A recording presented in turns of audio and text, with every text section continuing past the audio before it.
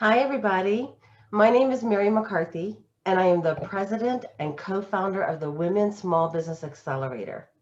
Welcome to the WSBA's pitch competition titled 2021 Think Big, Plan Big, Do Big. Thank you to our audience who is joining us from Facebook live stream. We were very excited to watch 5 very impressive entrepreneurs pitch and compete today for a chance to win a $5,000 grant. The Women's Small Business Accelerator is a nonprofit organization founded in 2012. To date, we have helped more than 800 women business owners achieve their business ownership dreams, utilizing our 3 signature programs.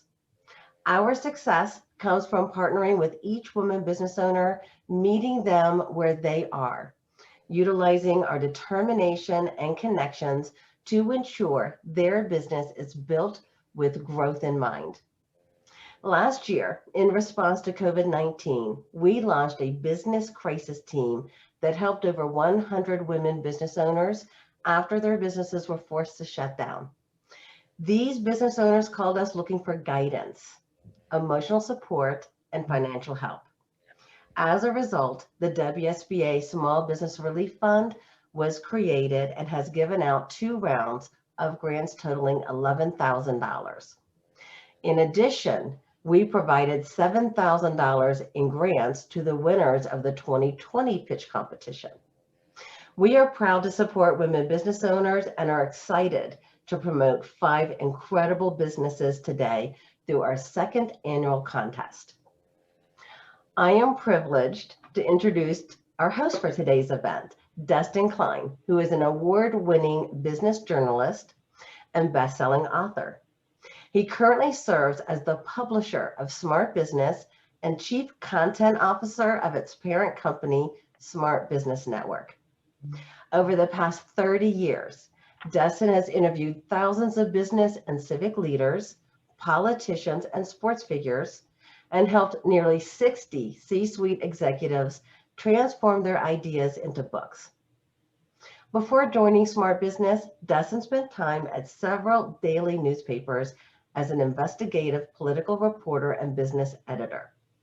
He has also tried his hand at entrepreneurship by founding and selling 2 companies.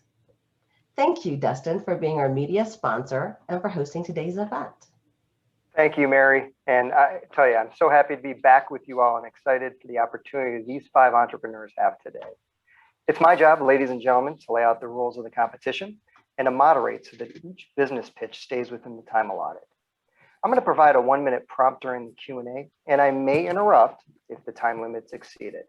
But before we get started, I'd like to introduce you to our great judges. First, meet Betty Collins. Betty's a CPA and director at Brady Ware & Company. She focuses not only on her clients, but on her community, both close to where she works and to where she lives. She helps serve them, and she heads up the Women's Initiative Program for Brady Ware & Company. So welcome, Betty. Glad to have you with us today. Next up is Darcy Congrove. Darcy is the managing director at GBQ Partners. She leads the largest Columbus-based public accounting firm with 175 associates, and it was founded in 1953, charged with the overall management of the organization and specifically responsible for financial performance, talent acquisition, targeted expansion, strategic plans, and execution. Darcy is a champion of the firm in the market and throughout this community. She maintains an active client base as well. I don't know if she has time to do all that, but Darcy, thanks for being here. Next, we have Kimberly Dennis. Kimberly is the managing director and Ohio market executive at BMO Harris Bank. She provides access to ideas, strategies, and solutions to effectively meet the financial needs of private and publicly traded companies that are located here in Ohio. Kimberly focuses on successfully building relationships and offering solutions tailored to her clients' needs. Her goal is to be that trusted go-to resource that provides rapid responses and decision-making. Kimberly, thank you for being with us today as well. Our next judge is Tina Fisher. Tina is the CEO of Givea, which provides an online shop to give program. automatically generating donations for your favorite causes at no cost is something that you can do just by shopping online with Givea at more than 1,500 trusted retailers. So Tina, welcome and thank you for being with us today as a judge.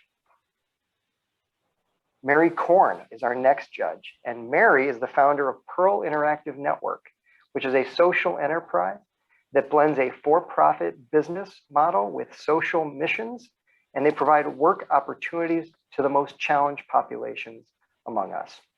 Through her leadership, they're in the midst of scaling up to 1,100 employees, and they are currently registered in 40 states across this nation. Mary, I want to welcome you for joining us here today as well, and thank you for being a judge. Our next judge is Annie Sidwell. She is a family wealth advisor at Wealthstone Advisors. She's responsible for guiding clients through the complexities of financial decision making. And in this role, she walks alongside her clients through comprehensive financial planning, portfolio design, and understanding intergenerational wealth, something that in this day and age could not be more important. She uses that expertise to help families achieve their financial goals and navigate unique family dynamics. So welcome, Annie, and thank you for being part of today's program. Next, we have Lindsay Kara-Stencil, who's been in venture capital for nearly 15 years. She's a partner at Thompson Hine LLP. She runs the VC and Emerging Companies Group in Columbus and focuses on growing venture capital and increasing capital access throughout the Midwest, representing venture firms and startups from New York City to Palo Alto. Lindsay, I want to thank you for joining us as well. It's great to see you here today. Next up, we have Kara Trott. Kara founded Quantum Health, the very first consumer healthcare navigation company more than 20 years ago. Over the years, Kara and Quantum Health have helped employees of self-insured US companies have a more effective and satisfactory healthcare experience, while also constantly delivering significant cost savings to employers.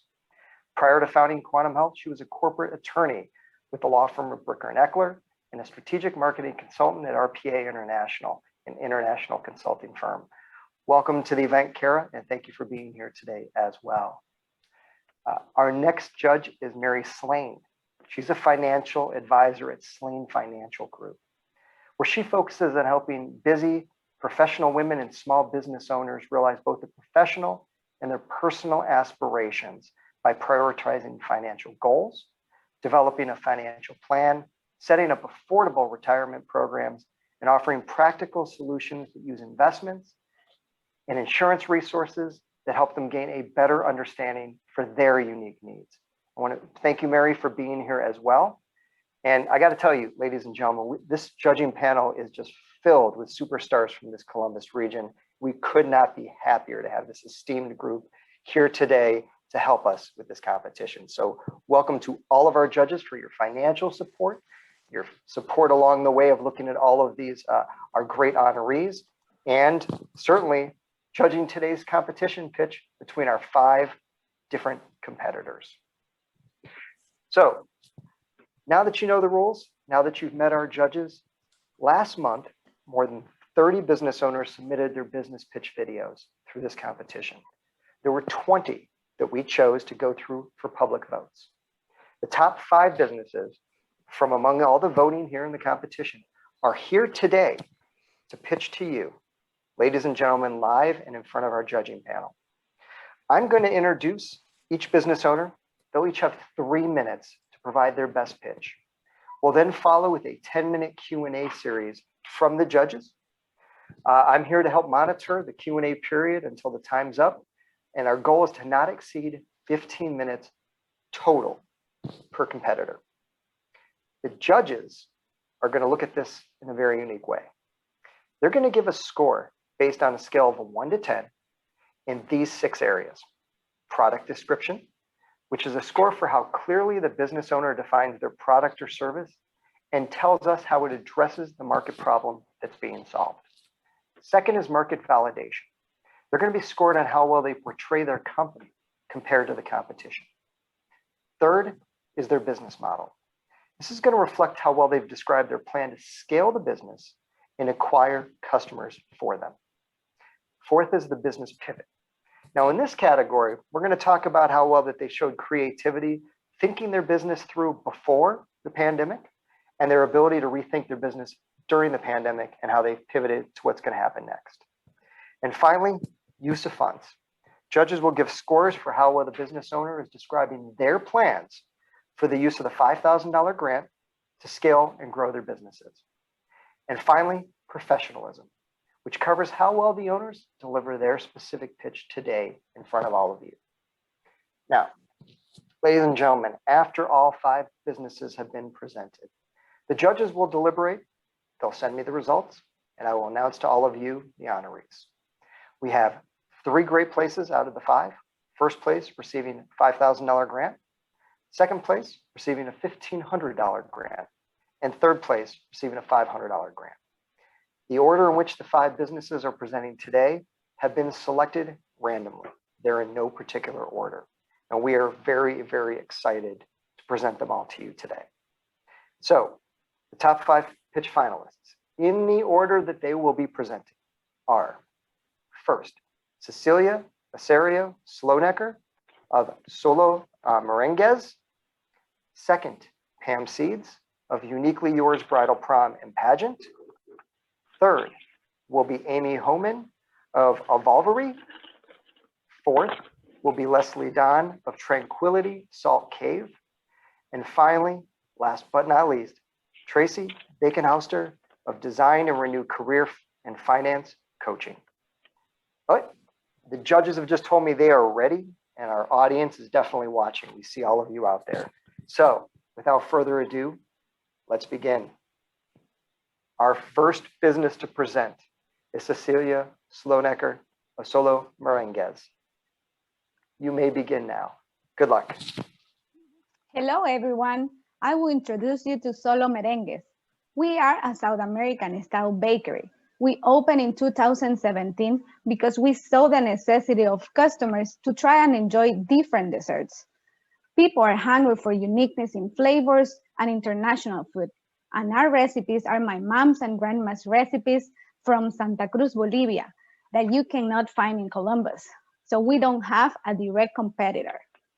Our signature product right now is our crunchy South American style meringue. We sell it as little cookies in our bags, and we also layer with fresh whipping cream and fruit, and we have different presentations. We have cakes, pies, cups like this cup. You can see the cookie at the bottom and in between. Some of our clients tell us that when they taste our meringue cookies, remind them to their grandma's recipe, and they cannot find them anywhere. So while our products are unique and new, they are not completely unfamiliar. The pandemic eliminated events and festivals last year, and we had been selling our products to these public events, farmers markets, and festivals. So you can imagine how reduced our market has been last year. But that didn't stop us. We focused on delivery last year, and thankfully we don't have rent expenses because we don't have a storefront yet, but we put all of our efforts to online marketing, so we can give our clients new, safe, and easy ways to still taste our products.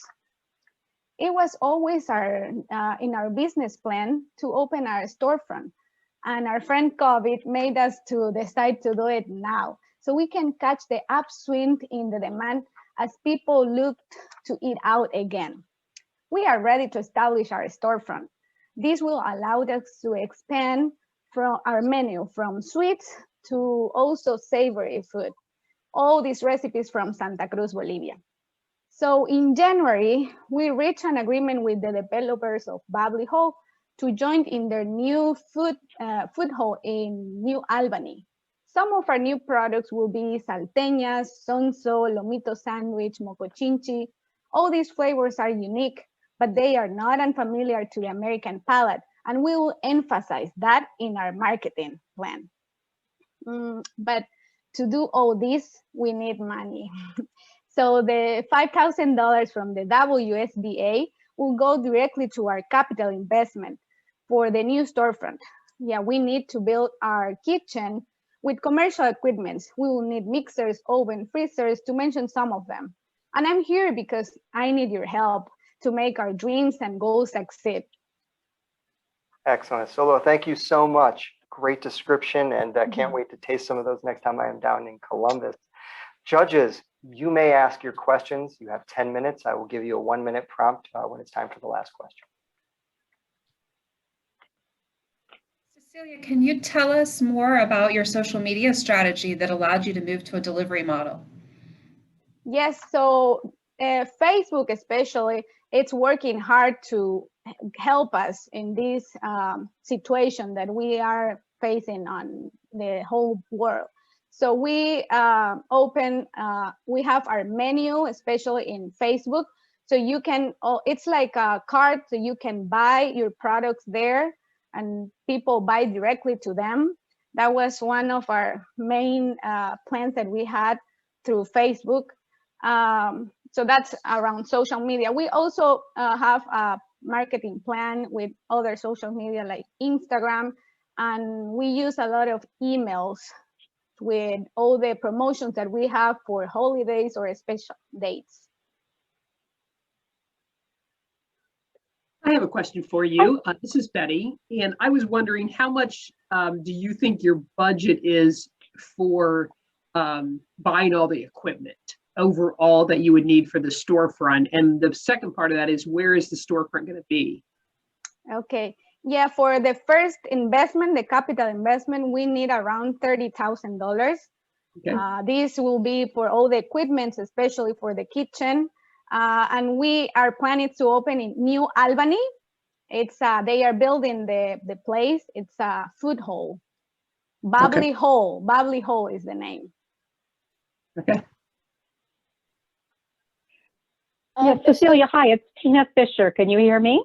Yes, I can. Hi. Okay, great. Congratulations on the opportunity to open your first physical location in New Albany. Yes. It looks like a beautiful, I saw the pictures in your video. It looks like a beautiful site and certainly something I'm sure you're very proud of. Have you done anything with getting outside investment yet? And can you speak about, you know, how you've financed to where you are today and what are you looking at for outside financing as well? Yeah, so with the bakery and, you know, it's our personal investment and money. We have some savings, but we have family and friends that they will help us to invest too. So it won't be completely hard, but yes, we will need some little loans. Hopefully we don't need it if we have your help too.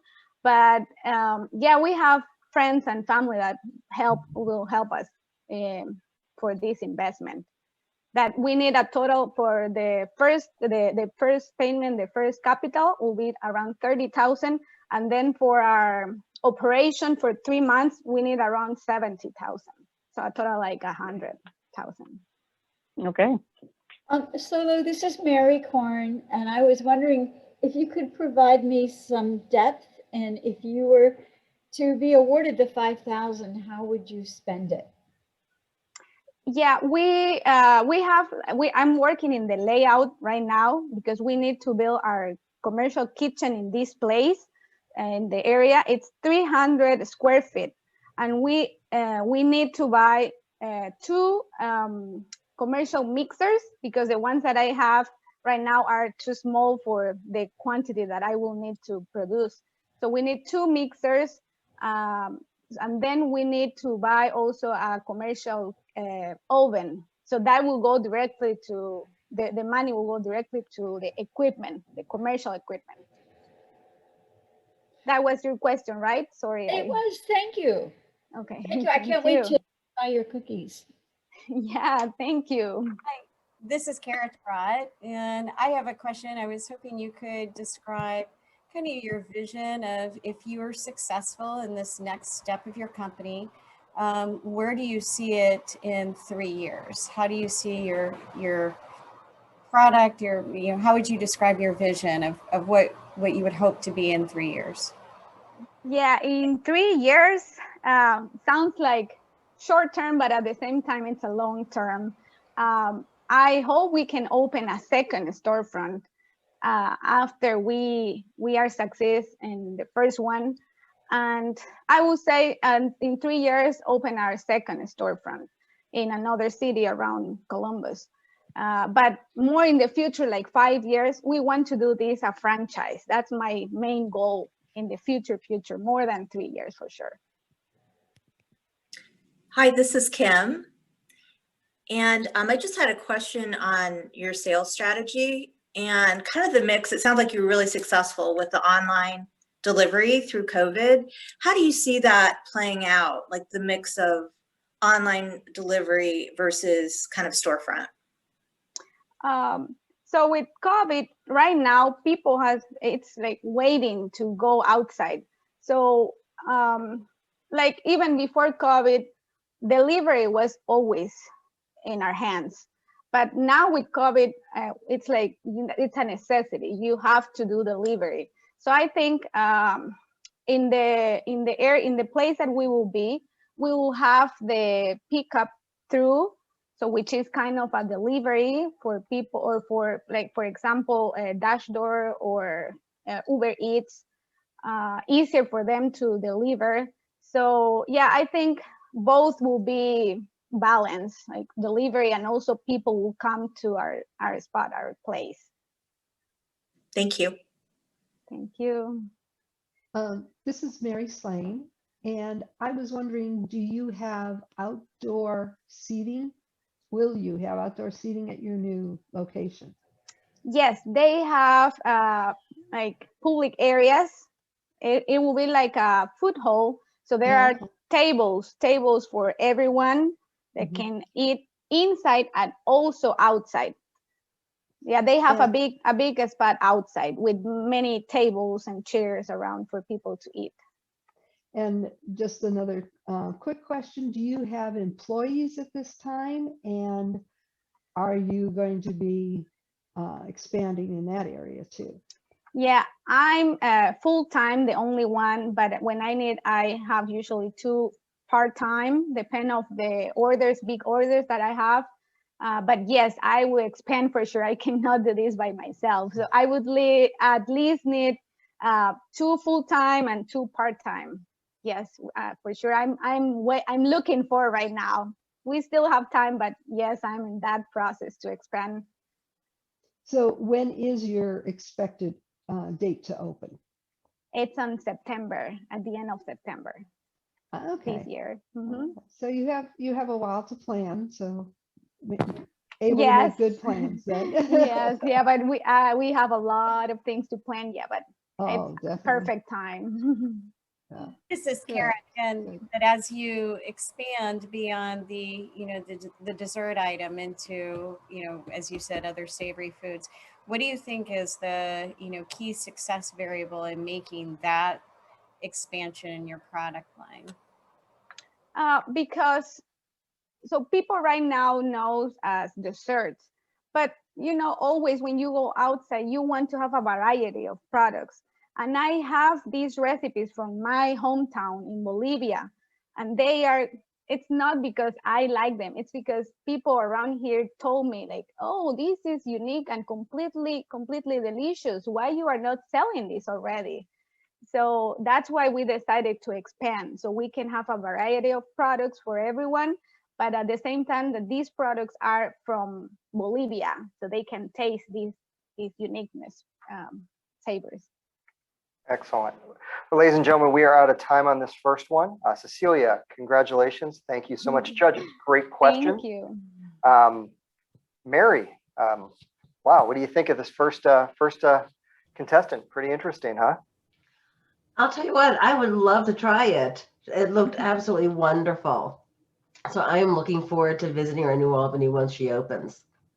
Yeah, as am I. One of the things that really interested me about them as we get ready for our next contestant was, really bringing that street cafe, that street food feel from Santa Cruz, Bolivia. I mean, I watched the video and I had an opportunity. I'm thinking about some yuca fries myself next time I come down there. So we want to say congratulations to you. And I loved how you were talking about some of the components around the marketing and promotions, and certainly your background in digital marketing and social media, I think is going to be a huge asset to the growth of your company. So congratulations and good luck. And we're going to let the judges start making their decisions. And I believe they are starting to get their scores in, and we will begin we will get our second contestant teed up. Thank So, you. Bye-bye. Thank you.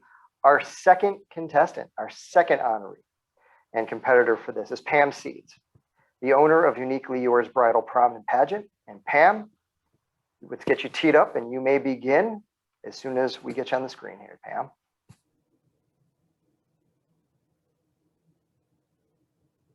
Waiting on Pam here. There we go. Welcome, Pam. How you doing? And Pam, you were still muted. You might want to unmute yourself if you can. Okay. There you go. Hi. How are you? Good. The floor is yours. You have 3 minutes, and then we'll open it up to our first 3 judges for questions. Okay. I am Pam Seeds. I'm the owner of Uniquely Yours Bridal Prom and Pageant in Circleville, Ohio, historic Circleville, Ohio, downtown. And we specialize in helping young ladies empower themselves here. My main business is prom, but I also do bridal, homecoming, pageant, father-daughter dances. I do a little bit of everything with young ladies. And I'm pitching today to try to get money to continue in my operations. We were hit very hard with the COVID, no proms, no homecomings. And so I've had to struggle on keeping the operations going. I lost my business partner of 17 years right before, two weeks before we were closed. She had cancer and she was no longer able to work. So the mayor called me one day and said, "You're not essential, so you have to lock your doors." And I went, "Oh, I wanted to, what can I do? What can I do to keep my doors open?" So I thought, oh, I need to partner with other small businesses. And what could that be? What's needed right now? So a young lady used to work for me that owns a winery. I called her, and sure enough, they were making sanitizer, and when you couldn't get sanitizer. So she said, "Sure, I'll make you some." So I got sanitizer. I have seamstresses that work on our dresses, and I called them and I said, "Can you guys start making me a bunch of masks? Nobody can find masks right now." So sure enough, that's what they did. And I had the mask. I had to lay off all of my employees. And I was lucky. I work with an organization that's called Jobs and Family Services that they sent me an employee that I didn't have to pay, and she works for, she used to be in the pageants. So I had somebody who was pretty much trained right away to help me. My passion is to help young ladies. I used to be a social worker, and I used to go into the schools and talk about dating violence and how to have a lot of self-esteem and empower yourself. So those young ladies actually contacted me, a lot of them, and they said, because they knew I was looking for some other form of occupation here in Circleville. So they said, we need an affordable place to buy prom dresses. And so I looked into that after that. And so I'm still empowering young ladies, just in a different way. Pam, 30 seconds. My prices are affordable, but I don't cut cost, and the quality of my work is good. Thank you. So we're going to open up to the judges. That was great. And we know your industry has been very tough. And certainly I have a daughter myself, and we didn't get to do our father-daughter dance last year, and hopefully we'll get to do it this year. But let's open it up to questions from the judges, starting with Betty Collins. Betty?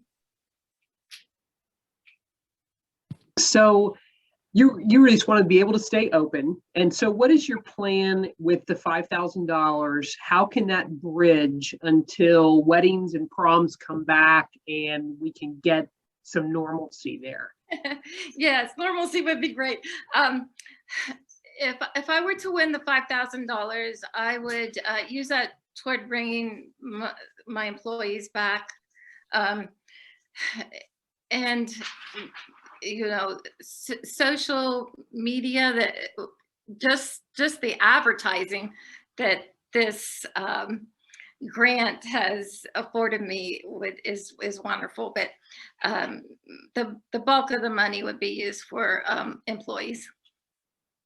And do you feel like the prom season may come and go a little bit this year, but weddings and things of that nature, is that going to pick up for you? Do you foresee that? Actually, the governor about 2 weeks ago said that there would be proms and graduations. Okay. So I have seen a little pickup, which is great, because it wasn't looking like we were going to have one this year. Yeah. Okay. Judge Annie Sidwell, I think you've got some questions. You've got a question? Do. My question is, what do you think, or I guess looking past just the pandemic portion and the next 6 months, do you feel like what's going to be your challenge? Are you feel like you're going to be able to bring your employees back? Do you think that will be headway for you? Are they still available? And what does that 6 month really look like for you? Yes, I do believe that I'll be able to bring my employees back. The challenge will be, since the governor allowed proms within the last 2 weeks, making up the loss from January to now and going further. And but I'm always looking at a positive. I brought in other products when I couldn't sell dresses. I'm selling T-shirts and soap and all of everything that I sell, give back, because I have teleties that they give back to cancer research. The puppy love shirts give back to puppy rescue. I sell Ivriella, that is trying to protect the elephant population. My store, there's no pressure. Nobody gets a commission. So it's to empower, try to make somebody that comes into our store leaving, making that they feel good when they go out our door about themselves. Thank you. Love it. Thank you. We got a question from Kimberly Dennis, and I'm going to open it up to some others who had reached out. Oh, great. Okay, I'll wait. No, thank you. Just an incredible cause. So appreciate your passion around your business. So as you think about, as we kind of come out of COVID and kind of, if you were going to take your business to, the next level, or maybe even continue with some of the products that you're selling now, how does that look? Do you think you'll go back to your original business model, or will you continue to expand? Well, right now I would continue to expand. I mean, I'm going to go back to selling prom dresses and bridal, but I'm going to do both now because I've had people come in the store that have never been in here before, just because they know we sell puppy love T-shirts or the teleties. There are a lot of athletes like the teleties, or little round bands that you put in your hair and they don't slip. So yeah, I'll probably do both. Good. Thank you. Thank you.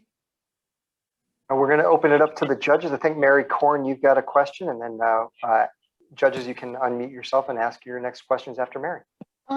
Pamela, I'm sorry. I don't have a question, just some comments. Okay. First of all, I love how you got your place ready. It's just so attractive and appealing, and thank you. The dresses are gorgeous. And second, I'm a clinical social worker by background, and I just want to share that it's so much more than the dress. Right. It's the hope. It's feeling pretty. It's feeling like they have a chance to shine. And I love how your business is so much more than a business. It's a place to come where they feel safe and they can make their dreams happen. So I just applaud you for the work you do and your resilience. Just a comment. I thank you. It's all about the experience. Yeah. Thanks. Judges, we have about 3 minutes left, so it's probably time for two good questions. Who would like to go next? I'll go. This is Lindsay. All right. So this is like right up my alley. If you don't know me, like I love this. If I could wear feathers and flare and sparkles every single day, I'd be the happiest person alive. Wait, I actually do that. Who are we kidding? But in honesty, I'm actually kind of interested how you're thinking about your business moving forward, because I keep hearing all of this talk about the resurgence of the roaring 20s, if you will, where people are maybe thinking about, new different kind of party dresses and things of that nature. So have you given any thought to maybe even expanding a little further and tapping into some flapper gear or something like that? Well, I'm always looking at bringing different styles and things in. The industry actually is in a tizzy right now because the designers got stuck with their warehouses last year. So and very few 2021 dresses cut this year. So I'm hoping things go back to normal and I can go buy the dresses from the runway shows during the summer like I normally do. Yeah. And then I always try to find something different to bring into the store every year. I really do, because I enjoy I enjoy the different dresses too. Same girl, same. We've got time for one more question. Who would like to pose it? This is Tina Fisher. I would like to. Pam, I want to commend you on just your tenacity. The fact that you're in a business that, in a sense, was completely shut down as far as prom and wedding, and that you found other cause-aligned products, more than just the mask and the sanitizer. It was all the social enterprises and the other small businesses that you were helping along the way to lift up your own business, and that's very smart. So I want to commend you for that, because I know that as you continue to keep those other small social enterprises in your shop, you'll have more people walk in and more people buy from you and get to know your brand as a whole. So I think that you're doing some very smart things that will make a difference. And I want to ask you just one other quick question. You're in a small community and you've been around a long time. What is your footprint? Do you sell just in your small community, or do you have people come from other towns to purchase from you? Actually, I sell a lot out of state. Okay. On the weekends, we get people in here from Florida and mostly Pennsylvania, Kentucky.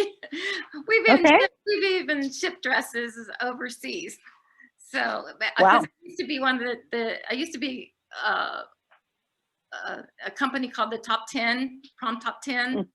And so, so that advertising helped me a lot to get known across the United States. And so not just a lot from Columbus, actually. Okay. Excellent. Well, judges, thank you for the great questions. Pam, great job, and thank you. Congratulations. Let's bring Mary back out here.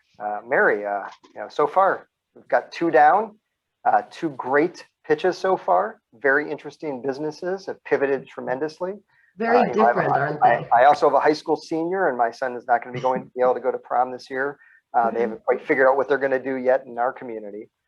So, a girl who might have taken isn't going to have her chance to do that. So we're hoping that with the vaccines coming, that businesses like that really get that injection over the next couple of months. So Pamela, we thank you, and we see great things on the horizon for you. So way to pivot during these tough times. Mary. And doesn't she really brought up the point that we hear about all these industries that are impacted? We don't think about so many of them. I mean, she was just shut down with absolutely no revenue coming in for quite a while. Yeah. Yeah. Yeah. And it's amazing the way that these entrepreneurs have been able to really pivot and to find ways to get their doors back open, keep them open, and keep engaging with their customers during this tough time. So. Yes, and she's been around a long time, and I think it was Tina who said small community. And isn't that amazing that she is a destination business where people are coming to her because of how well she's known. So I know Lindsay, and yes, I have no doubt she would love to wear those feathers. So we'll have to take a trip down there and check out the store. And Lindsay, you have to wear a flapper costume at the next event that I see you at. I know you're talking to Lindsay and not to me on that one, right, Dustin?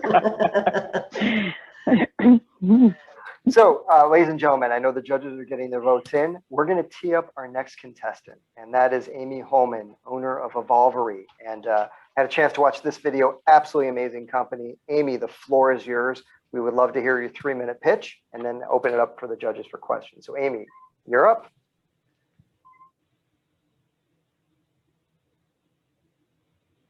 We're working on getting Amy up on the screen here.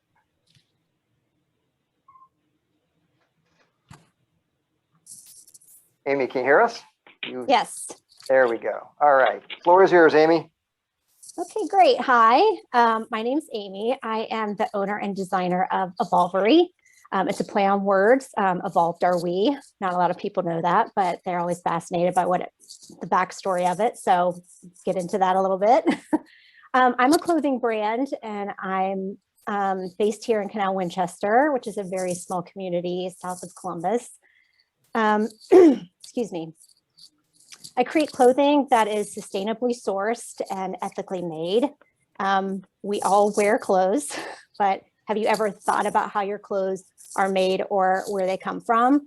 I'm going to share something with you that kind of probably sounds a little surprising, but fashion is one of the top 10 pollutants in the world. And once I found that out, I completely changed my business model. I was creating clothing before, and then I switched it to a more sustainable, and we've always been ethically made too. So what we do is what I like to say most of the time when people ask exactly what we do is, I mean, clothing's been around for a long time. I'm not inventing the wheel, but I'm reinventing the way that it's made. So we purchase leftover fabrics. We produce in Karachi, Pakistan. I have a friend of mine that runs our team over there. She's actually a retired prosecuting attorney from DC. So no language barrier. She oversees everything over there, and she's lived in Dubai and Pakistan for the last 10 years. So she's a great go-to person. We shop the leftover markets, and what leftover fabric is, basically it's fabric that's typically overproduced just from poor planning from larger companies. And in Pakistan, they don't throw anything away. It all goes over to what's called a leftover market. So we shop those markets for the fabrics, we pay for the fabrics, and then we create limited small batch runs of clothing. And we really focus on quality over quantity. So not only are we trying to educate people to learn to shop that way, we're also teaching our team to create slower and more mindful. They're coming from larger brands that they've produced for. So we're one of the very few small businesses that focus on ethical sustainability and affordability. We don't do wholesale or retail. We do direct to this consumer, so we can keep our prices lower. There's this stigmatism on sustainability clothing that it's only for the wealthy and it's, you know, boring and bland, and we're changing that. So I've been sharing my story on social media for a while. I come from a very small town. Like I said, we live off my husband's income while we build our business. We've been in business for 3.5 years, and we share all the process, how we make the clothing, our team, what they make. And before the pandemic, we were mainly selling our clothing at in-person sales at markets. And then we did have an online store, but 90% of our revenue came from selling in person. So like many other businesses, we had to pivot, and we went 100% online. And since September, we've increased our brand awareness, which is awesome. We've worked with other local businesses to do that, online influencers. We just recently started social media advertising in the beginning of February, and we've increased our visibility by 70% and our revenue in just 1 month by 80%, which is awesome. Amy, 30 seconds. Okay, great. If we are granted the funds, we already know the cost of our inventory every month and our online advertising. So we'll use the fund to cover those expenses. And doing that, it'll give us an opportunity to save our revenue to open the first brick and mortar store and educational workshop in Central Ohio. And we wanted to do that last year, but because of the pandemic, we weren't able to. So that's what we plan to do with the funds. Great. Well, thank you very much for sharing your story, and Yeah. love the concept of sustainability. We're going to open it up to judges. Okay. First, we've got Mary Slane. Mary, first question. Yes, I love that. I have also heard about the waste and how much the clothing industry costs and the pollution. And like you said, we all have to wear clothes, but let's be more mindful of how the clothing is being made. Have you found it difficult to get that message across? Have you found people who just were like, I want it the cheapest? And have you been able to convert some of those? Mary, thank you for saying that. I like to find like-minded people. To answer your question, I will say that sustainability is a niche, although I do think that it's growing. With the social media ads that we've been doing for the last month, we have been able to find a lot more people outside of our little small community here in Central Ohio. We were shipping to a couple other states, and it's mainly by word of mouth. But I will say, because of the social media ads, we've been able to ship all over the United States lately over the past 30 days, which is awesome. Your other question was about, if I find it hard to switch people. Honestly, when you're talking about sustainability, and I just think a lot of it has to deal with education and people not knowing where to look and where to get their information from. So it's a two-part factor. It's not just selling the clothes, but it's the story behind it. And it's really getting people understanding how things are made and that there are real human beings behind how things are made. And they're living, even if they're on the other side of the world, they're living just like we are. And it benefits myself, it benefits my local economy, it benefits, everyone in the whole process of making clothes. So I just feel like it's just getting the word out there more in education. That's another reason we want to open a brick and mortar, so we can have workshops, which we did online. Not the easiest thing to do online, but we did those online last year in 2020 instead of in person, since we didn't have our storefront. But I think just talking more about it and getting the word out more. There's a lot of people that are passionate about it. They just don't know where to look. Yeah. And it does take a lot of time to research clothing. And we try to make it easier on our website and talk about a lot on social media too, through like our mailing list and our text messaging service that we provide, is making it easy for the customer to know our process. We're very transparent. We tell, these are the people that work for us. This is how much they get paid. These are the materials we use. This is where they came from. And the whole process, I think, makes it easier. You don't have to go and Google or research, is this greenwashing or is it the truth?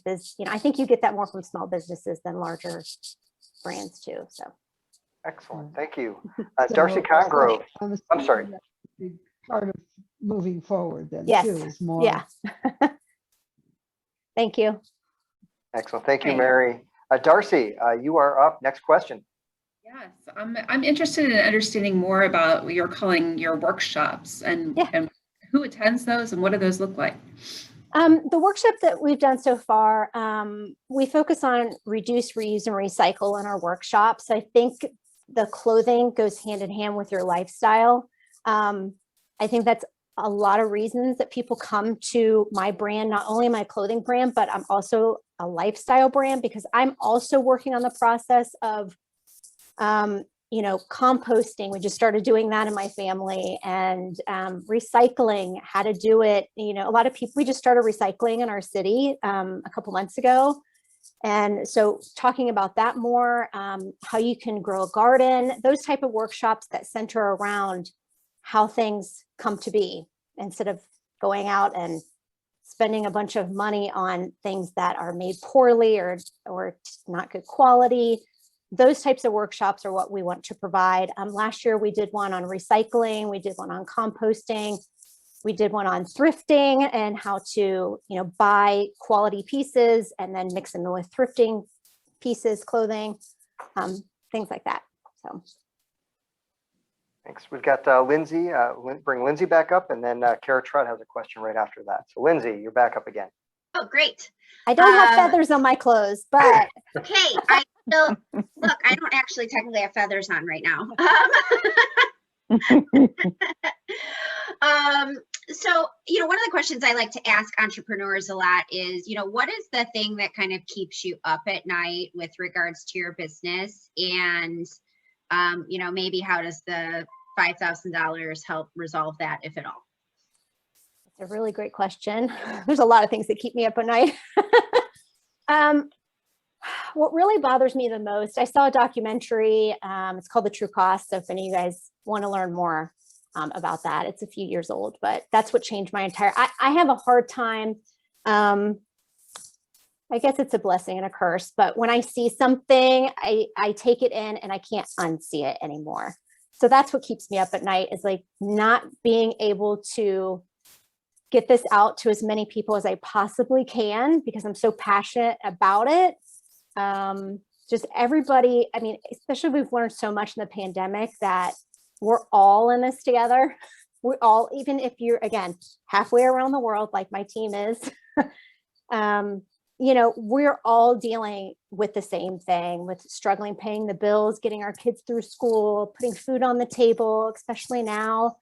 And those kind of things keep me up, that we can help each other by just being educated on what we buy and knowing what's involved in it. And that keeps me up at night, as far as like just getting more of the education and letting people know more, and hopefully they listen. For the 5,000, it's going to help pay for our social media, because it's all about education right now, and getting more inventory. So that way we can save our revenue and put it more towards opening our brick and mortar again with the workshops and getting the word out, education. So great. Yeah. Thank you for your question. Thank you. We have time for one more question, and that would be Kara, who reached out and asked if she could ask the next one. Hey, Kara. Hi. Thanks, Amy. I really like your concept. My question is sort of the same as I asked earlier, which is, if you fast forward to 3 years from now, what is the ideal? What do you see as the ideal for your business? How is it going to look? And kind of what's going to be the scale of it? Sure. So right now we're strictly online. And like I've mentioned before, we want to do the brick and mortar store to open the workshop. So in 3 years, I would love to have, that location running. We're definitely gaining. Like I said, we did 80% more in revenue just last month compared to January by doing the social media ads.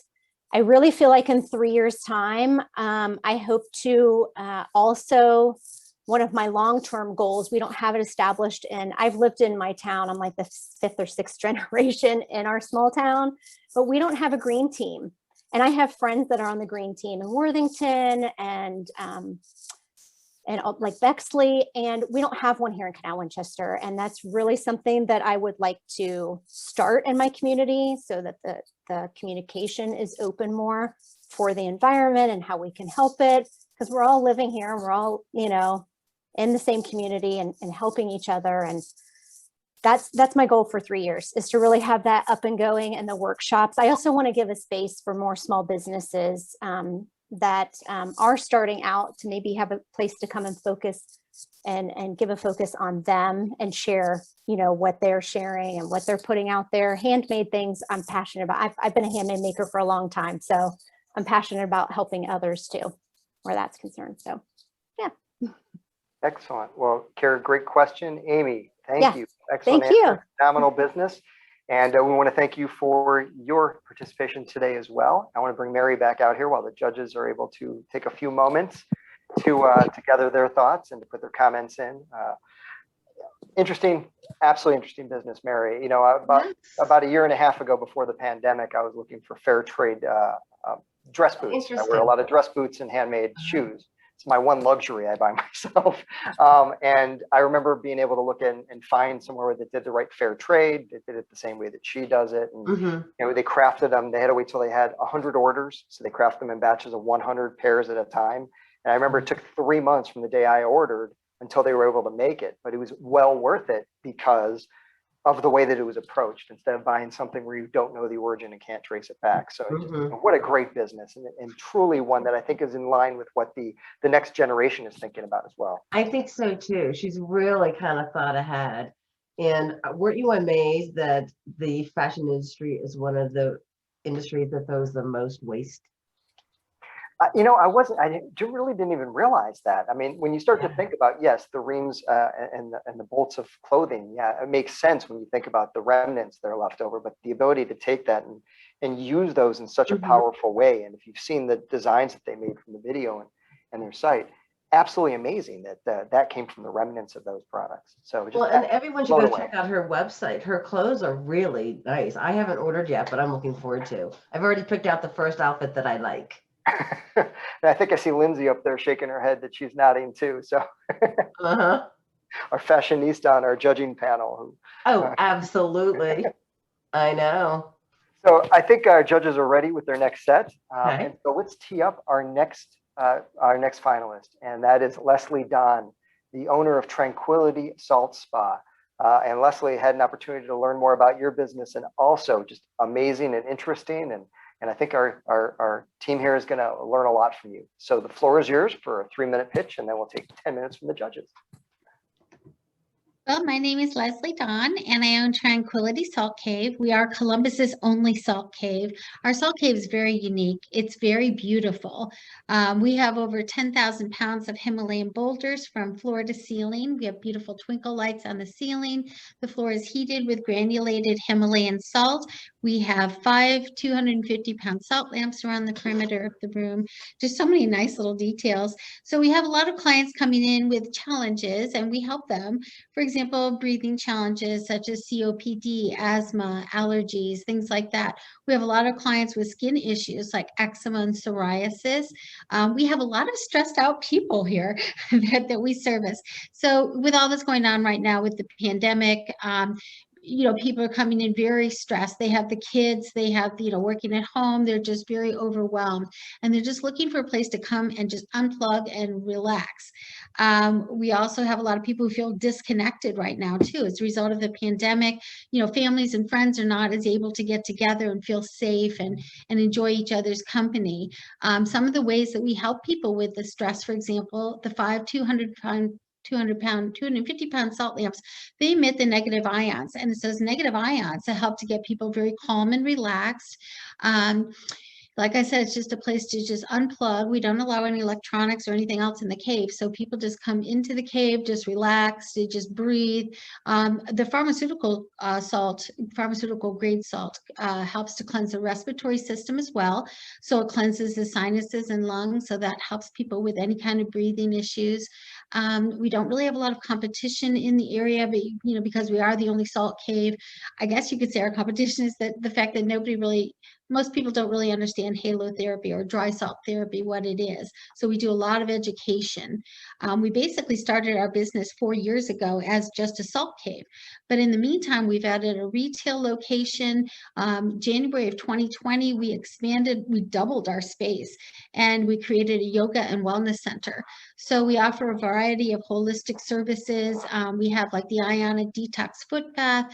We have the heated sauna, the heated biomats, massage beds, yoga. We offer events in the cave itself, so many things. And of course, then COVID came along, you know, 2 months after we opened the center. So rather than panicking, I mean, we were a little nervous at first. We were like, but then we did readjust and we adapted. So we created new scheduling so the clients could enjoy the salt cave together as a private session just with their friends, no other people, so they could feel comfortable and relaxed. We also created a new revenue model as well. We created some new packages. And my favorite is our unlimited package. So people can come to the cave as many times as they want all during the month, and just enjoy the services. They get to bring a friend for free once a month. It's a huge value for the clients, but it also helps us to have a little bit of a sustainable income so we can be more predicting with our income coming up. So then if we were to be awarded the $5,000 grant, I would love to hire a part-time employee because my husband and I just work at the cave ourselves. And sometimes I get caught up with the day-to-day things, and I would love to have someone help us during our peak hours. I'd love to be able to have time to vision the cave, to create more social media, to do the big thinking, and build more social awareness and network and all those fun things. And of course, marketing we'd like to add to our package as well. So excellent. Well, Leslie, thank you. And appreciate your pitch. Nice job. And let's move to our judges. I think our first question for Leslie actually comes from Lindsay. Okay.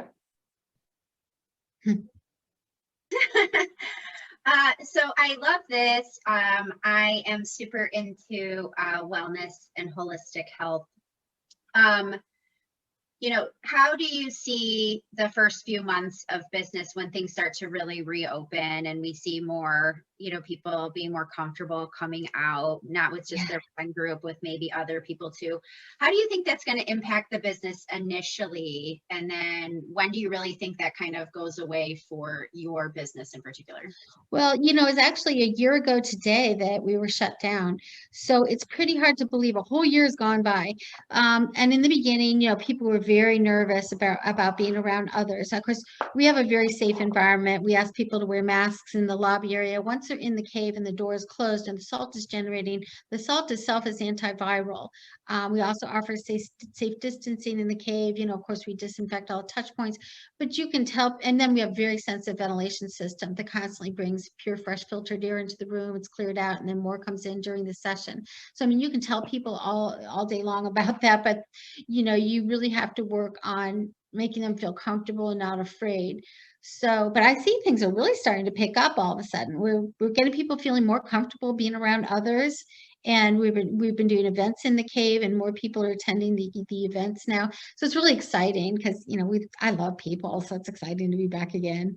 So yeah, so I think we'll get busy. Great. Yeah. Thank you. Excellent. Next question we have is from Tina Fisher. Tina.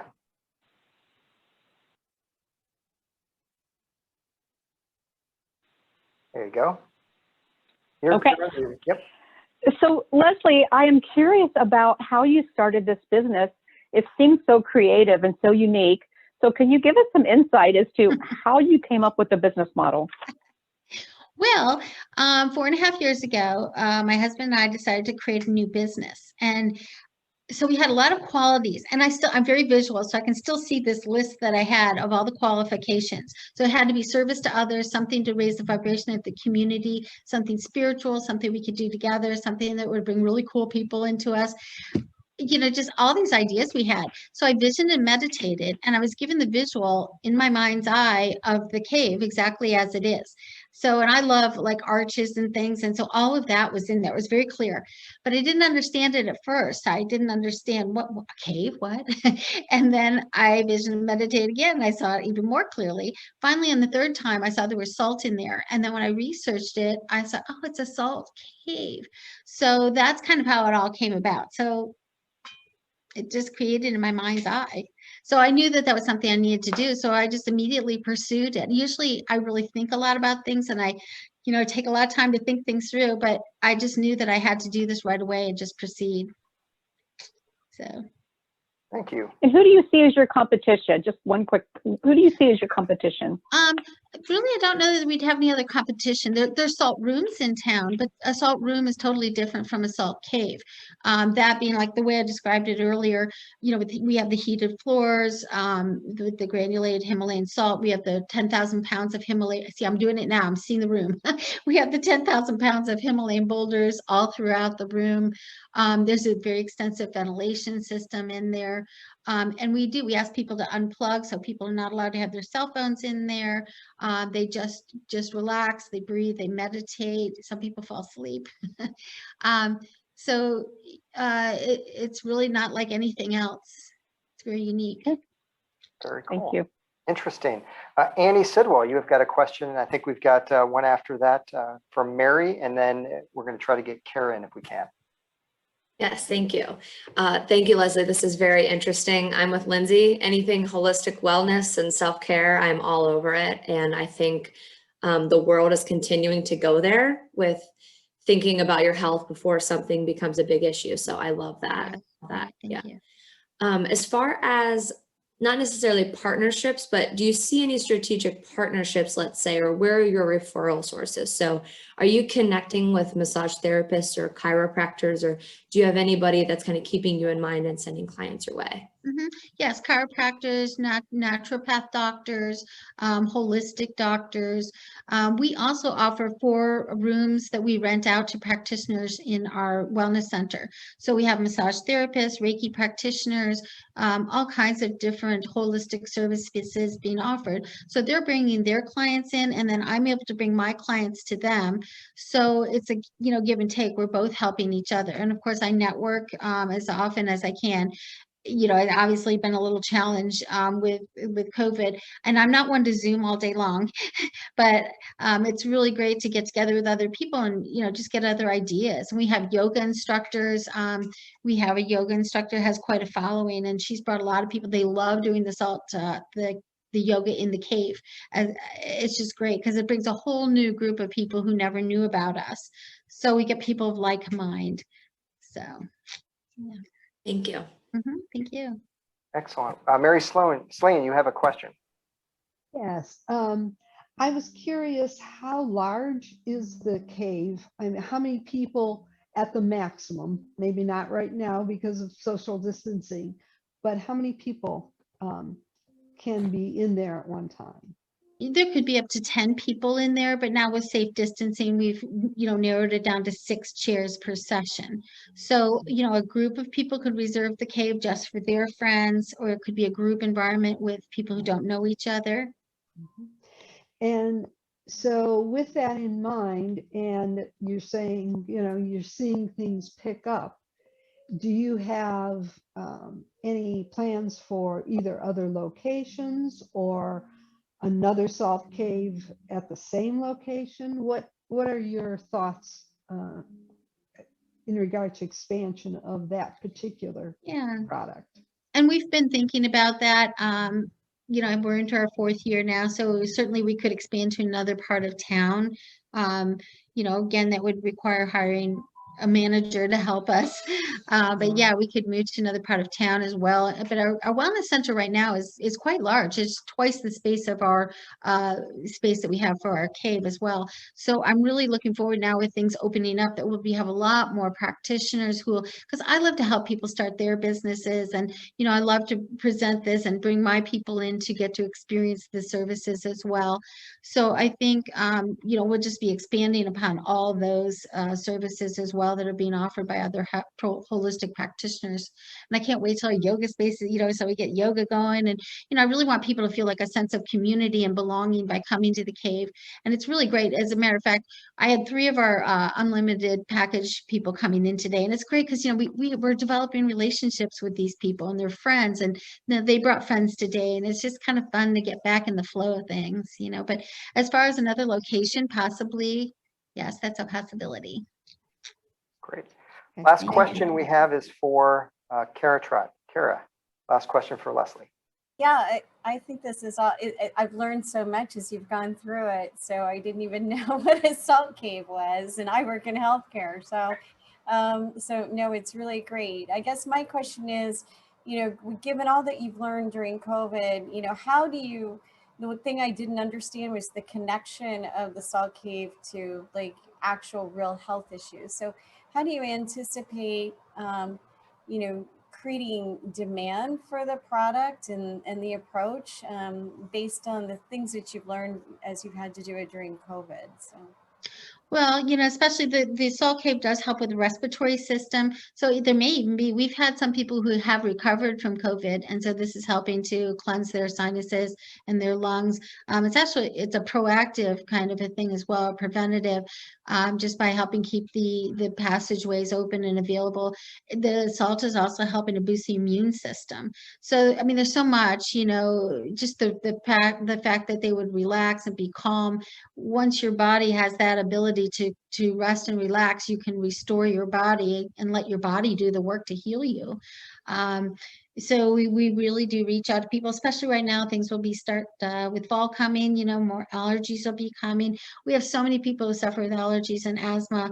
I just had a gal in there the other day in the cave, and when the session was over, she was still there. And I looked for her, and she had tears coming down her eyes. And I was like, oh no, what's going on? She said, she goes, these are happy tears. She said, I haven't breathed like this since I was a small child. She said, I have severe asthma. So, I mean, it's definitely helping people to heal some of the issues, or not heal, but help with the symptoms related to those.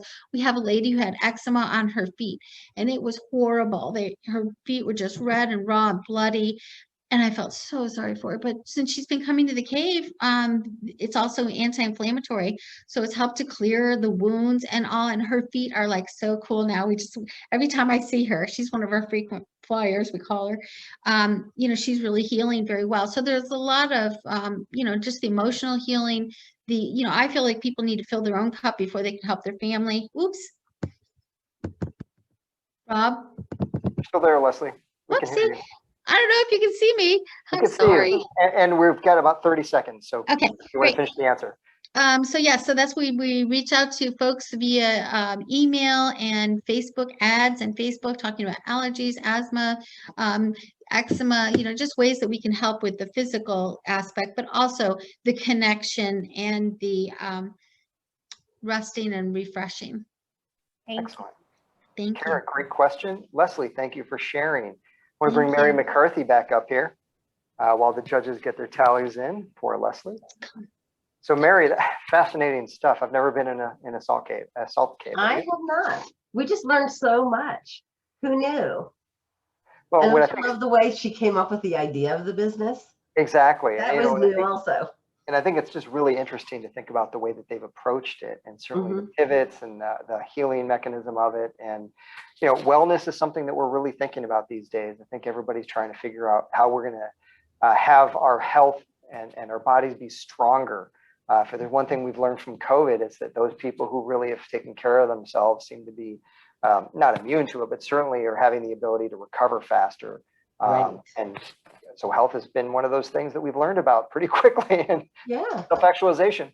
I think her greatest challenge is we just really need to get the word out better of how it can really benefit so many people in so many areas. No, really interesting stuff. Yeah. And I think the judges have their votes in for her, which is going to bring us to our final competitor. Ladies and gentlemen, I want to welcome to the screen Tracy Baconhauster, owner of Design and Renew Career in Finance Coaching. Tracy, you got 3 minutes, and then the judges will ask you questions. The floor is yours. Perfect. Well, first, since I am the last one, congratulations to the other contestants. You all did phenomenal. I learned so much sitting here, so thank you for that. So yes, I'm Tracy Baconhauster. I own Design and Renew Career in Finance Coaching. Did you know that 78% of our population lives paycheck to paycheck? That means for every 10 people you meet, almost 8 of them are struggling with money. We know people don't choose this lifestyle. Instead, usually it's a situation outside their control. Maybe it's how they think of money or view money. Maybe they're just trying to keep up with the Joneses. I get the question a lot, what is a coach? Do you have a whistle? Which I usually respond, no whistle. And no, I'm not screaming at my clients, but I'm more of a financial counselor, because I help people repair their relationship with money. I help them change how they view it, how they think about it, how they feel about it, to really finally achieve those financial goals that they may have. When COVID happened, it flipped people's world upside down. It really forced people to have to reevaluate where they were. It really forced them to pivot. For myself, my pivot during the pandemic was to actually expand into group coaching, to reach more people and be able to help more people that were really needed and make it more of an affordable option for them. And I also was able to scale my business in that sense. I also extended into partnerships and really started partnering more with nonprofit organizations to provide financial coaching to help those that are in the most need. And that actually brings me to why I'm here. So this grant will actually fund a financial group coaching program for clients of nonprofits that serve women of domestic violence, those going through rehab for mental health and addiction, and single moms that are experiencing hardship. Basically, this will be multiple nonprofits coming together in one program that provides financial literacy and independence to their clients. And that's something that doesn't currently exist. $3,000 of this grant will go to the cost of launching the very first group of 10 women, including all of the tools, resources, and education necessary. And the remaining $2,000 will actually go to all the documents and legal fees to start up a foundation in order to actually sustain this program moving forward. This program is going to change lives like the single mom who recently came to me, and she has 3 children, is behind on bills. She only makes $10 an hour and is desperate for a change. When I asked her why she wanted to change her finances, she said, sorry guys, this is a tough one for me, that she wants her children to know what it feels like to have their own room. Sorry, to be self-sufficient, to keep the electricity on, and to be a positive role model for them that she did not have. And the reason this gets to me is, sorry guys, I used to be like her. I was a single mom who was drowning in debt and I couldn't see a way out. And I wish I would have had someone or a resource to help me in my mess. But now I get to be that for other people. I get to inject hope into a hopeless situation. And that's exactly what this program is going to do for women just like her. So I have a passion to serve those that society kind of forgot about. And I'm asking you to help me support them on their journey to freedom as well. And I just thank you so much for this opportunity, and I apologize for the emotion. Was not planning on this at all. Tracy, we'll call it passion. And you're clearly passionate about what you do and you care, and having that empathy for your clients and their lives is, I think, what's going to make you the successful person that you are. Let's bring the judges up, and I want to start with Betty Collins. First of all, great presentation, and do not apologize for that. You're taking a situation that was real to you and you're going to change it. So that's really, really good. So these women that could launch, and you're $3,000 and this is your group. So what's the process for them to be in the group? What's the process? Who gets in? And obviously it's free to them. Yes, exactly. So how we have set this up is we're going to be doing it in person because a lot of the technology is not available to these ladies, so we can't really do it Zoom. So I found a location for the first group. It's in Lancaster at a nonprofit organization. And so how women will get into this group is the nonprofits are going to be the ones that actually refer people to it. So they get lots of clients, and they've been very transparent on, some people that they help are not going to take advantage of this. They're not going to show up. They're not going to take it seriously, but they know some of the people that come in there will 100%. They're like, I have several client people that I know would love this and benefit extremely from it. So in a way, they're kind of doing the interviewing, the picking of who's really going to do this and actually apply it to their life. And they're going to be the ones that send people to the program. So it would be through the nonprofits that are participating. Excellent, thank you. Let's get Kim Dennison with a question. So again, I was crying as you were talking about it. I think financial wellness for women is a huge problem. Even when we think about people that are coming from families that maybe were, in a spot where they weren't working, now they're in a situation where, there's potential divorce and they've had no education around or no knowledge really of their financial position. And so I'm just wondering, with that group, I know that you're serving obviously the people that are maybe tied to the nonprofits. But are you thinking about, looking at that group, or are you having people reach out to you that are in those types of situations as well? Yes, I get people that reach out to me a lot of the time that are outside of those nonprofits that really need the help and guidance. And some of them are in a position where they genuinely can't afford it. And so that's the other benefit of being able to stand up a foundation where we could have scholarships and things to provide that for them, because it is a need. I mean, I had somebody who just came to me who is married, and his marriage is hanging on by a thread because he lost his job and gotten tons of debt, and their money wasn't together, so his wife didn't even know about it. And now they're trying to mend that relationship, plus now get themselves back on their feet and get out of debt and get out of collections. And so those are the situations I see all the time. I say most clients that come to me have thousands of dollars in debt. A lot of them have stuff in collections, they're behind on bills. And so sometimes it isn't always feasible for them to afford coaching. So it's finding resources and tools to help them, which is why that foundation is going to be so key to that. Thank you. Question from Darcy Congrove. Darcy. Yeah, I really appreciate your passion and the service that you're providing. It's very important. Tell me a little bit more about how you got started on your business, and if you're self-taught, and what that looked like. Yeah, so I always like to joke and say I have a really weird and diverse background, which has allowed me to get to where I am. But really, this business idea actually came out of, I was working in higher education, and I was seeing tons and tons of high school students and seeing that they have no concept of money. They have no concept of what student loans are and what real life looks like. And then I saw them on the flip side, like me, where we took out thousands in student loan debt or maxed out credit cards or did those things because that's what you're supposed to do, right? That's how you pay your bills.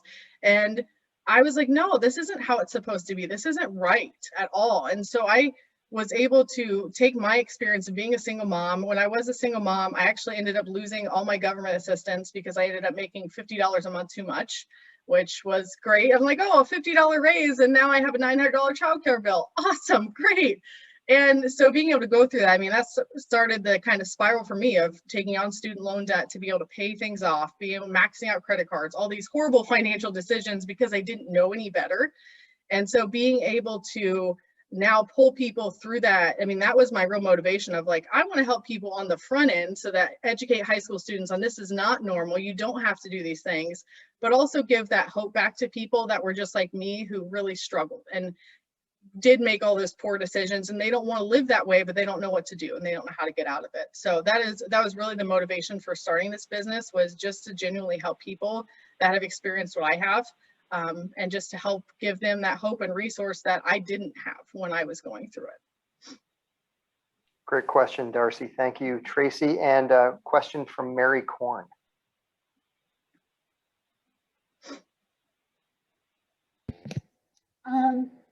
Tracy,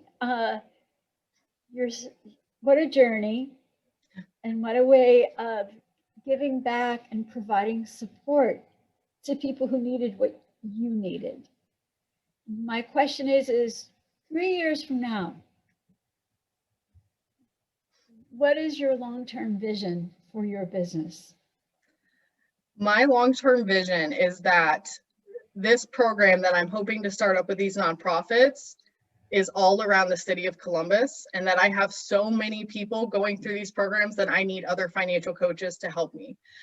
So my goal is in 3 years that I can contract with other financial coaches that work in different spaces or help different kinds of people, and be able to have sessions all over the city of Columbus and Central Ohio, so that not only are we helping hundreds, now we're helping thousands, and being able to really change that landscape and be able to change what's a normal, the normal of having debt, and then be like, no, that's not normal. It's normal to not have debt. It's normal to budget. Like, that's what everybody's supposed to do. And just being able to really lay the foundations for that to continuously grow and repeat. And I mean, 5-10-year plan, I'd love for that to even be replicated in other cities around the country. It'd be amazing.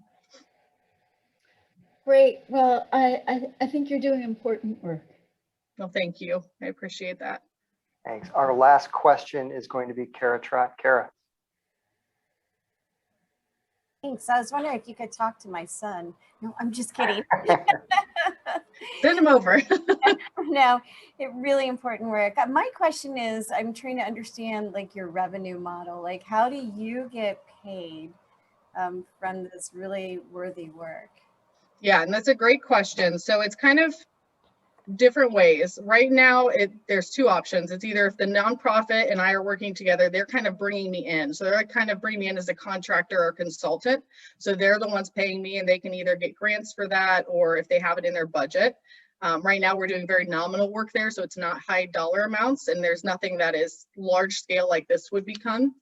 And then the other side is from people themselves. So usually somebody comes in and hires me themselves. I offer group coaching and one-on-one coaching, and I'm actually about to launch a membership area, which is even a smaller monthly fee. It's kind of more of a subscription that gives them resources and tools. Because my whole goal is, yes, I have to make money. I have to be able to stay in business to help these people, but I can find ways to make the cost a lot more efficient and effective for them. And so that's why I really expanded into the more group coaching model, because it really lowers that cost and helps people fit that money into their budget a lot better than a one-on-one coaching would.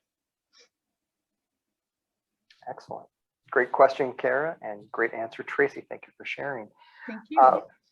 Tracy, you're all set. Thank you very much. And Thank you. wow, we've got our five competitors have all had a chance to pitch. Let's bring back out, while the judges are deliberating, President and CEO of the Women's Small Business Accelerator, Mary McCarthy. Mary, what'd you think? That was incredible, wasn't it? I think so. I really blown away by the stories. And one thing that I really found out of it was the passion.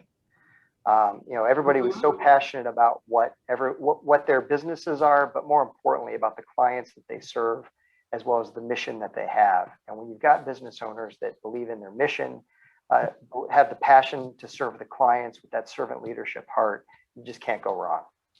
Well, you can tell why. These were the five that had the most votes to make it here, can't you? Absolutely. And, ladies and gentlemen, this great group of entrepreneurs, they did such a great job of answering the questions and presenting today. Since our audience is watching through Facebook Live, we want to remember to ask you to like and follow our Facebook page so you can keep in touch with us to learn about our programs and other future events just like this one, Mary. And I believe that there's a couple signature programs that are coming up, right, Mary? Yeah, I would love to share. So I said earlier that we had 3 signature programs. So I would love to take a few moments while the judges are, really kind of conversing and figuring out who gets first, second, and third, which, by the way, I'm sure is going to be a very difficult decision because I do think everyone represented their businesses so well. But while they are talking, let me go through our programs real quick, and please visit our website, WSBAOhio.org, and you can learn a little bit more. But we start with our Inspired Entrepreneur. An inspired entrepreneur is a woman with a fabulous idea, such as you've heard today, that is ready to be developed and monetized into up to an existing business. Someone who has already launched, but they're just not making any money, right? We need to figure out how to have a very strong business model. So we are going to help you through a 20-week intensive program to accelerate the business launch and growth. So we accomplish this through small groups. Our class sizes are no more than 10. We average 7. So we can really get with you through the class instruction along with one-on-one mentoring. So the end result of the program is a well-defined, monetized business model. Our second program is our Power Circles. So our Power Circles are all about accountability, and we combine that with peer and facilitated support. So Power Circles meet monthly, and we focus on helping each other solve business problems quickly and efficiently, increase each other's entrepreneurial savvy, and decrease a sense of isolation.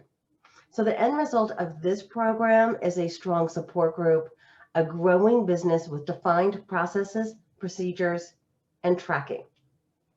Our third program is our Mentor Match program. So Mentor Match focuses on women whose businesses have surpassed the startup up to 3 years in business, but their business has plateaued. So they've generated, they're doing well, and now they feel a little bit stuck.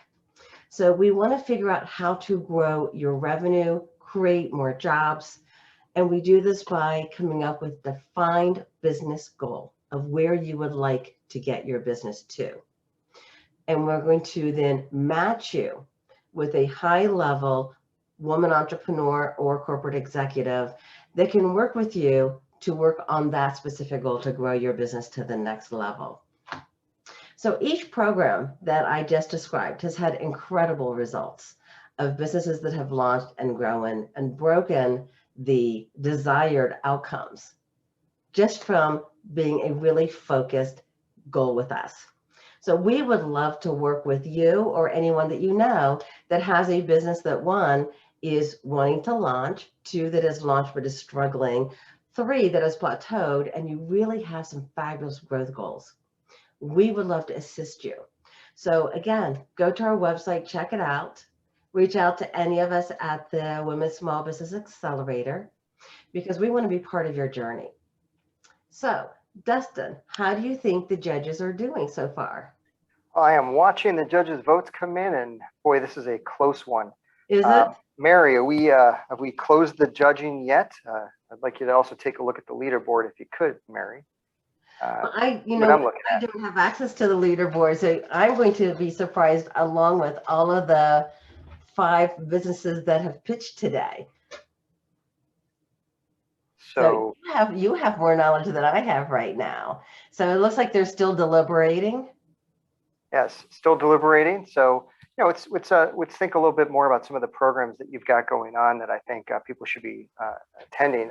You mentioned those 3 programs. What is your next program that you've got? So we are currently running our Inspired Entrepreneur class right now. We will be running a second one later in the year. They run 6 months long. So we're going through it. We're doing it all online. So when you think pivot, we pivoted to online. So we use Kajabi, which is an educational portal, along with Zoom to do our classes. Our power circles, we have 2 that are just wrapping up. I think we have another month or 2. I run one. Cindy Inglefield, a board member, is also running a power circle. And we are going to be relaunching those in May, I believe. So we have a couple slots open. So definitely if someone wants a peer group, because Dustin, you know what? You kind of heard it a little bit in some of our pitches today, huh? It's a little tough to be by yourself. It's nice to have someone to kind of brainstorm with. It is. And, the more that you can have the right people surrounding you and people that you can lean on for ideas, the stronger it's going to be. Judges, are all the votes in? Are we still waiting on any judges' votes at this point? I know, I'm excited. I can't wait to hear. All right. I'm going to open the leaderboard here. Wow. Okay. And we have our 3 honorees. Oh, awesome. All right. So, as my refreshed page tells me, our 3rd place honoree is Amy Homan of Evolvery. Congratulations, Amy. Congratulations, Amy. Thank you. Congratulations. Thanks. Our 2nd place, our runner-up, is Leslie Don from Tranquility Salt Cave. Leslie, congratulations. Oh, Leslie, congratulations. And I will tell you that the difference between all of these is so minimal that every time I refreshed it, everybody was moving positions until the end. Our final honoree, winning 1st place for the 2021 WSBA pitch competition, is Cecilia Slonecker of Solo Merengues Bakery. Cecilia, congratulations. Get you off mute there. Yes. Let's bring Mary back over here as well. Thank you so much. Woo, I'm so happy and excited. Thank you. Wow, thank you. I can't wait to come to your space in New Albany. Oh yeah, I'm so excited about that. Yes, I will wait for all of you. I will keep you in touch on social media so you will see all our steps to go to our goal. Thank you so much. Oh, everybody did a wonderful job. Well, congratulations, everyone. Yes, congrats, everyone. Yes. I really learned a lot with all the pitches, from the others. Yes, congratulations to everyone. Absolutely. It's a great group. And I think all of you are set up for great success coming out of this pandemic. You've all shown how hard it is to pivot during tough times. But when you have the passion to believe in yourselves, you've got the right people around you, and you've got loyal clients and customers that you can really turn to in these times of need, that you can almost accomplish anything. And it seems like all 5 of your businesses have pivoted successfully and are well positioned for growth moving forward. So I want to congratulate all 5 of you for being able to do so. Mary, I want to turn the program back over to you. Thank you, Destin. Okay, again, I would like to thank our judges for your contribution to our Small Business Relief Fund and for being a panel of judges today. So Betty Collins, Director at Brady Ware and Company. Darcy Congrove, Managing Director at GBQ Partners. Kimberly Dennis, Managing Director and Ohio Market Executive at BMO Harris Bank. Tina Fisher, CEO of Givea. Mary Korn, founder of Pearl Interactive Network. Annie Sidwell, Family Wealth Advisor at Wellstone Advisors. Lindsay Kara Stencil, partner at Thompson Hine LLP. Kara Trott, CEO and founder of Quantum Health. And Mary Slane, Financial Advisor at Slane Financial Group. Thank you to our partners, our marketing partners as well. They helped put the word out about the event. Avante Enterprises, Better Business Bureau of Columbus, Brady Ware, Rev One Ventures, Small Business Administration, and SCORE. So one last time, I would like to thank our host, Destin Klein at Smart Business. Congratulations to all of our winners, and thank you for joining us, and have a great evening.